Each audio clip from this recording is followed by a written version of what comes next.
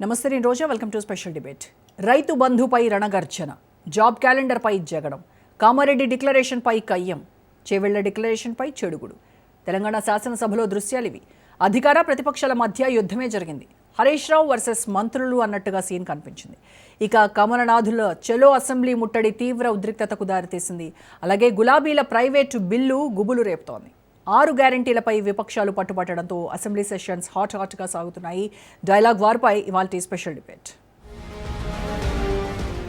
తెలంగాణలో బడ్జెట్ సమావేశాలు హీటెక్కిస్తున్నాయి. అధికార ప్రతిపక్షాల మధ్య డైలాగ్ వార్తో అసెంబ్లీ దద్దరిల్లింది.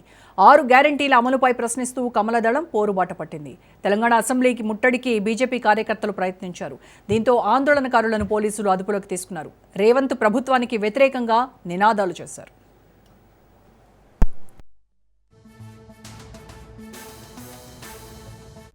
ఫుల్ఫిల్ చేయట్లేదు, రైతు భరోసా లేదు, పిల్లలకు ఫీ రియంబర్స్మెంట్ లేదు. కాబట్టి మీకు వ్యతిరేకంగా భారతీయ జనతా పార్టీ ఈ యొక్క అసెంబ్లీని ఘెరావ్ చేస్తా ఉన్నాం. చాలా పెద్ద ఎత్తున భారతీయ జనతా పార్టీ నాయకులను అరెస్ట్ చేస్తా ఉన్నారు. ఈ ఉద్యమం కంటిన్యూ అవుతుంది. 999 రోజులు మేము చెప్పినాము. ఈ ప్రభుత్వము తప్పకుండా ఈ ప్రభుత్వ వ్యతిరేకంగా మేము పోరాడతాము. ఈ యుద్ధం ఇప్పుడు ఆరంభమైంది.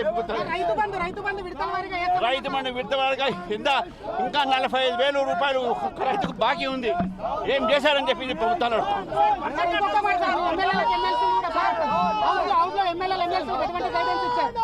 వాళ్ళు లోపల మా అరెస్టులు ఖండిస్తారు. లోపల ఇదే ప్రజా సమస్యలను మాట్లాడతారు. ఈరోజు 6 గ్యారంటీలు తప్పకుండా ఈ యొక్క ప్రభుత్వము ముందుగా నిర్వహించాల్సిన అవసరం ఉంది.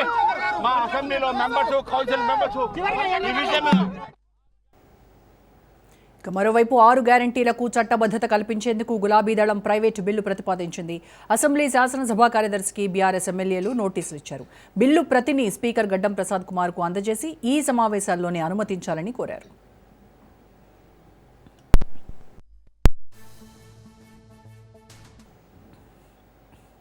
ఇక శాసనసభ వేదికగా ఫిలిప్పైన్స్కు బియ్యం ఎగుమతిపై అధికార పక్షం, ప్రతిపక్షం మధ్య డైలాగ్ వార్ జరిగింది. బియ్యం ఎగుమతి అనేది పెద్ద స్కామ్ అని మాజీ మంత్రి హరీష్ రావు ఆరోపించారు. సిబిఐ, ఈడీ కేసుల్లో జైలుకు వెళ్లిన వ్యక్తిని అడ్వైజర్గా నియమించారని తన్నీరు ఫైర్ అయ్యారు. అవసరమైతే కాకినాడ పోర్టుకు వెళ్దామన్నారు. హరీష్ వ్యాఖ్యలకు పౌర సరఫరాల శాఖ మంత్రి ఉత్తమ్ కుమార్ రెడ్డి కౌంటర్ ఇచ్చారు.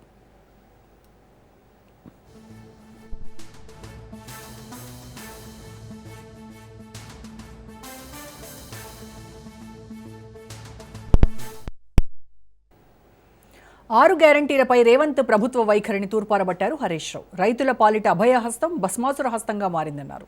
రైతు భరోసాను 15,000కి ఎప్పుడు పెంచుతారో చెప్పాలని నిలదీశారు హరీష్ రావు. రుణమాఫీ అమలు పూర్తయిపోయిందని తెలంగాణ ప్రభుత్వం చెబుతోంది. కానీ ఏ గ్రామానికి వెళ్లినా తమకు రుణమాఫీ కాలేదని రైతులు చెబుతున్నారని హరీష్ రావు ప్రశ్నించారు. ముఖ్యమంత్రి గారు ఒక మీటింగ్ లో చెప్పారు, అధ్యక్ష 2 లక్షల పైన ఉన్న వాళ్ళందరూ కూడా మీది డబ్బులు మీరు కట్టేయండి, వెంటనే మీ 2 లక్షల రుణం మాఫీ చేస్తామని ముఖ్యమంత్రి గారు చెప్పారు. అధ్యక్ష ఎంతైనా ముఖ్యమంత్రి కదా అధ్యక్ష. ఆయన మాటల్ని టీవీల్లో, పేపర్లలో చూసిన అమాయక రైతులు భార్య మెడల్లో ఉండే పుస్తలమ్ముకోనో, గొలుసులమ్ముకోనో, అధిక వడ్డీకి అప్పు తెచ్చుకోనో పాపం ఆ 2 లక్షల మీద ఉన్న డబ్బులు కట్టారు. అధ్యక్ష ఇలా వారి పరిస్థితి ఏమైపోయింది అధ్యక్ష? ముఖ్యమంత్రిని నమ్మిన పాపానికి అటు పాత అప్పు తీరలేదు, పైనుంచి కొత్త అప్పు కూడా మీద పడ్డది. అధ్యక్ష రైతుల పరిస్థితి గోడ దెబ్బ, చెంపదెబ్బ అన్నట్టు తయారైపోయింది. అధ్యక్ష రైతులను అప్పుల ఊబిలో నుంచి బయటపడేస్తానన్న మీ అభయహస్తం రైతుల పాలిట భస్మాసుర హస్తంగా మారింది. వారిని ఇంకా ఇంకా అప్పుల ఊబిలోకి నెట్టారు. అధ్యక్ష రాష్ట్రంలో ఏ నియోజకవర్గంలో చూసినా అదే పరిస్థితి. అధ్యక్ష నాకు రుణమాఫీ కాలేదు సారు, మేమేం పాపం చేసినాం సారు అని ఇలా అనేక మంది రైతులు ఎక్కడికి పోయినా కన్నీరు మున్నీరు అవుతా ఉన్నారు. అధ్యక్ష రుణమాఫీ అంత చేసినాం, అయిపోయిందని చెప్తున్నటువంటి కాంగ్రెస్ ప్రభుత్వాన్ని నేను ఛాలెంజ్ చేస్తా ఉన్నా. అధ్యక్ష ముఖ్యమంత్రి గారి నియోజకవర్గం కొడంగల్కి వెళ్దామా, గౌరవనీయులు భట్టి గారి నియోజకవర్గంలోని మధురకు వెళ్దామా, లేదు మా నియోజకవర్గానికి వస్తారా? అధ్యక్ష మీరు చెప్పిన గ్రామానికి, మీరు చెప్పిన సమయానికి పోదాం. అధ్యక్ష ఎక్కడ పోయినా కూడా ఇంకా రుణమాఫీ కానటువంటి రైతులు ప్రతి గ్రామంలో వందల సంఖ్యలో ఉన్నారు. అధ్యక్ష మీరు దబాయించవచ్చు, నా నోరు మూయించవచ్చు అధ్యక్ష, కానీ దగాబడ్డ రైతుల కన్నీళ్లకు మాత్రం మీరు సమాధానం చెప్పక తప్పదు. అధ్యక్ష